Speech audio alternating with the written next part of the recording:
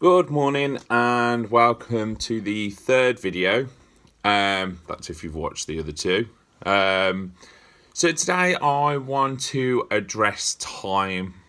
Time, obviously, we all know what it is, or we all have our own opinion on it. I'll go into that a bit later on. But I think time, when you're depressed, for example, and that's how I want to address the subjects that I'm going through. Some may sound a bit more out there because of like what I generally involve my day-to-day life in, which is the spiritual aspects of things. Again, that will be a video later on. Maybe one as a bit of a interval video, so to speak. But what I want to say is that time when you're depressed is almost time just drags on. Don't know whether you agree, but when you're depressed, it's like time, like the days are the longest you can ever imagine. A minute seems like an hour seems like forever. And I just want to almost explore that, because I think with time when you're depressed, it's like, the crazy thing is it does drag on, but yet when you look back at, say, for example, like I've spoken about previously, when I was depressed years ago. And it's only now that I actually say I was depressed years ago, because I think, who am I to say that? Because you almost think you're still imposing it on people. So you think, who am I to say that? And like I was depressed, and that in itself, helps you because you feel like you're getting it out there and becoming confident with it. But looking back, there's almost like a year of my life that a lot went on, but I don't remember a lot of it. But yeah, at the time, the time was dragging. Like it was like, if it wasn't for alcohol, sometimes I think I was just, that would eliminate the time for me, and it would eliminate the effects of time, because time does have an effect. And I almost find it quite confusing and quite baffling. And in some respects, I'm glad I don't remember, because it was torture. And it is like Chinese water torture. It's like you're going through such a slow, arduous process. And it's like, it's that typical saying, isn't it? Time flies when you're having fun. But yeah, you don't remember the time when you wasn't having fun. So in some respects, I think that's good. But almost, and this may sound a bit more out there, this is where the mindfulness has helped, and some of the practices I do help. But is time real? And I'll almost let that sit with you for a second. Is it? Because you find we can dwell on the past, or we can become anxious on the future, but we're ultimately just doing that in the present. So when the past has been and gone, and yes, we learn lessons from the past, so we can almost retrieve some of the past. But yeah, the future hasn't happened yet. So with that, do we need to worry about the future? We can plan for the future in the present, but do we need to worry about the future? Because I think what you find is anything could happen. And it's almost like, and you don't want to think morbidly or anything, but there's that typical saying, and we all say it, so, sometimes we'll say it daily, but, you could cross the road and get run over. That would change everything. That would change, obviously, whether you was just going to pick up a pint of milk, or whether you was just going to the gym or something. Will you ever be able to go to the gym again? And this is, for example, I use my own examples because I like the fact I'm relatable to some, obviously. But I sprained my ankle a couple of weeks ago. Well, I love to run. My job is my day-to-day job is standing on my feet for 10, 11 hours a day. And by spraining my ankle, all of a sudden, and it was sudden, I got out of my car and slipped over, and there it was. I thought nothing of it, couldn't walk, and then all of a sudden, you sit and reflect, because you go to the hospital, and then you're sitting there going, this would actually ruin me.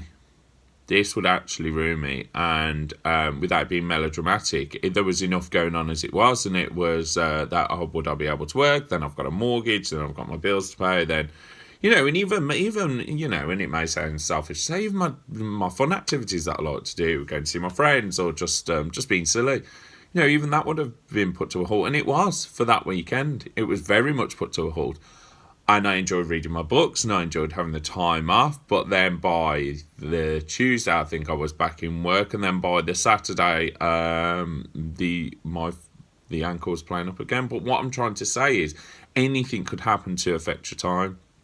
And when you're depressed, time is horrible. Time is torture. But one tool I find helps, and I hope this does help, is almost to sit and just be like, well, at the moment, say for example, when you're lying in bed, you are just lying in bed. Can you do anything about anything? You can do it in the morning. You can't do anything about what just happened in the day. As bad as some of the things are that we do sometimes, we can sit and dwell and regret, but you will always learn. If you don't learn, you'll repeat the mistake again, the lesson again, and then you probably will learn the next time, and that's okay. That's okay. And I think if you say that to yourself daily as well, that is okay. I don't know about anyone else, but that helps me so much, because you go, that's okay. That's okay. That's okay. Because the past has happened. So you just have to go, okay, that has happened now, and it's awful, or it's good, or it's great, but you just have to say, well, that's okay because it's been and gone now.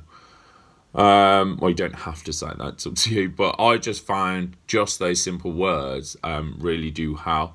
I mean, I do things like affirmations and things like that just to reassure myself, because I personally believe the brain works off repetition, and your subconscious can't tell what's real and what's not sometimes. So if you're telling yourself you love yourself, you're telling yourself, I am going to have a great day, all of a sudden it sets the bar for the rest of the day. But that's another video maybe, or I might do the next one on affirmations then, because there's always a keyword I'm picking from each video and using within the next one.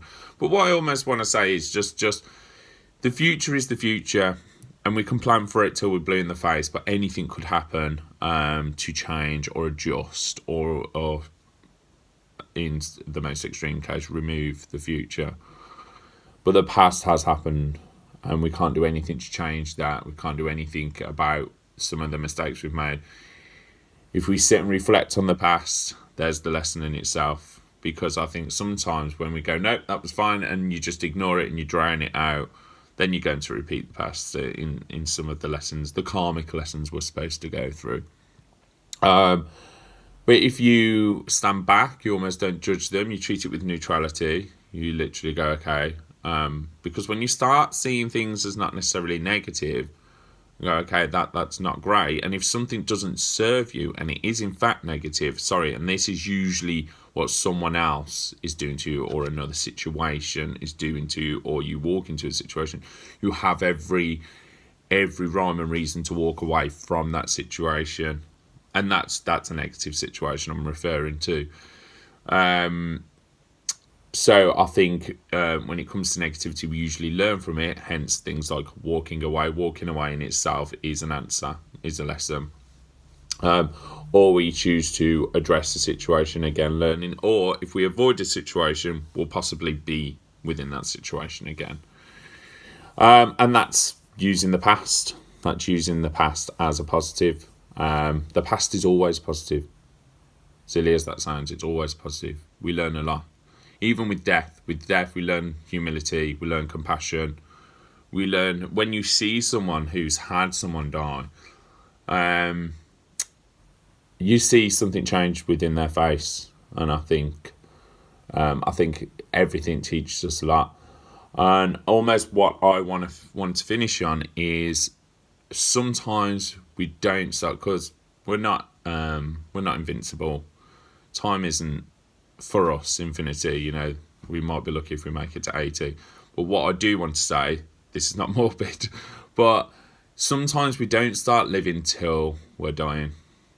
And I read something the other day that if you see the world from the perspective of a dying person, then all of a sudden you'll appreciate anything. So you imagine you have been diagnosed with something terminal. Again, try not to make this morbid, because I don't see death as a bad thing. That's like, I'm not scared of death. It's inevitable. I've had an amazing life, and I have an amazing life. So anyway, but if you see things from a perspective of a dying person, all of a sudden you go, gosh, that tree. Gosh, well, look how it grows. Why does it have the fruit? Why does it flower? Look at that bird on the tree. That bird needs that tree. That tree needs that bird. Look at the colour of the car. Someone's designed that. Someone's made that just so it's attractive to me. So I then go and buy that. And I think sometimes we don't start living till we know we're going to die. So I've really took that on this week, and I'm trying to see things from the perspective of, say, a dying person. Because we've all had people die in our lives. I've had friends die, and I think with that said, if I just see things from, I was very much an avoider years ago. Nope, everything's fine. Well, just sit with it, just go with it. Again, mindfulness. But if you just sit and say, for example, I'm looking out the window now, and you just look, you appreciate everything. And that sounds so almost, call it tree hugging, call it hippie-ish. It's actually quite nice.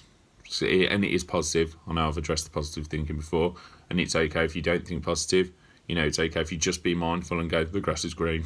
But just, you almost appreciate why it's green, or you almost appreciate why, you appreciate that it's green, not why it's green, that it's green. And I just think that's a really nice way of looking at things. So almost to conclude, just time. Is time real? I almost want to say, no, we measure things with time. The past isn't real, it's happened. The future isn't real, it's not happened yet. So just stay as present as you possibly can. See things as you see them. Easier said than done. I'm very much one of those, sitting there thinking about yesterday. But it's nice to have memories. Of course it's nice to have memories. So I'm also not saying that. Now I'm getting deeper and deeper. So, yes, I hope this video's reached you well. And, let me know what you think. Obviously, I will say, a little bit of a disclaimer, these are just my thoughts and experiences. And sometimes people that haven't sort of gone through things, or they're going through something, it's quite nice for them to, I wish I had someone to relate to almost go, but I didn't have the confidence to talk about what I was going through. So it's quite nice to have someone that does get what you're going through or have gone through. So have a lovely day, and I hope to make another video in a few days' time. Maybe tomorrow, you never know. Thanks, bye.